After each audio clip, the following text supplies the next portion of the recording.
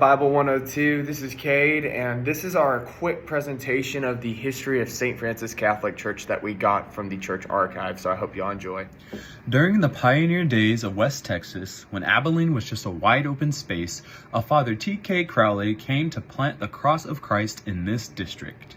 He came in the name and under the guidance of Monsignor Fitzgerald, Bishop of Little Rock, Arkansas. 10 years later, the bishop designated Abilene as headquarters of an extensive missionary parish, embracing some 20 other centers. Abilene's first Mass was celebrated about the year 1880. Another decade would bring Abilene's first Catholic church. The honor and merit of this achievement is to be credited to Father Henry D. Brickley, the town's first resident priest. 10 years after its first Mass, Abilene had a new church dedicated to the Sacred Heart of Jesus. It was located at North 5th and Beach Streets. In 1918, a church building was given to the Mexican population of Abilene.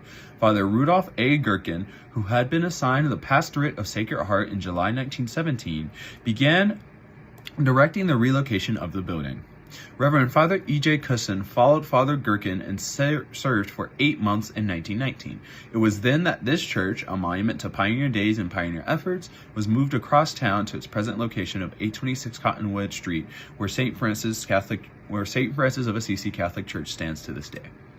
Father Gherkin took care of both Sacred Heart and St. Francis. His successor, Reverend Henry Knuffer, also took care of both places until 1928, when an assistant was appointed who had charge of the Mexican congregation. Reverend Benjamin Rodarte, a Mexican exile priest, took charge of the position as assistant to Father Henry Knuffer in August 1928. Now, the 1950s were a volatile time for St. Francis Catholic Church. Simply put, a myriad of priests came and went throughout that decade, and in 1956, the Pallottines were finally given charge to take over the church. Now, the issue with the Pallottines coming in was the fact that there was sickness and other factors preventing the immediate priest who was assigned to take over for St. Francis from immediately taking power. In 1956, there ended up being 7 priests in total, assuming headship of the St. Francis Catholic Church. This led to some issues which really weren't addressed until 1962 with the arrival of Father Michael Dwyer. And from the 60s to the 70s, under Dwyer's leadership, there was a relative stability for St. Francis. And in 1981, they eventually were able to build a new brick church right beside the old wooden structure.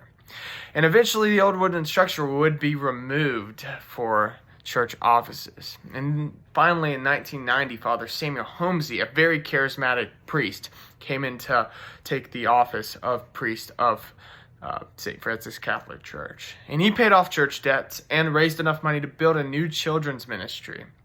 But at the end of his career as the priest of St. Francis, Father Joseph Oecker finally came in and brought a more liturgical style of leadership to the church.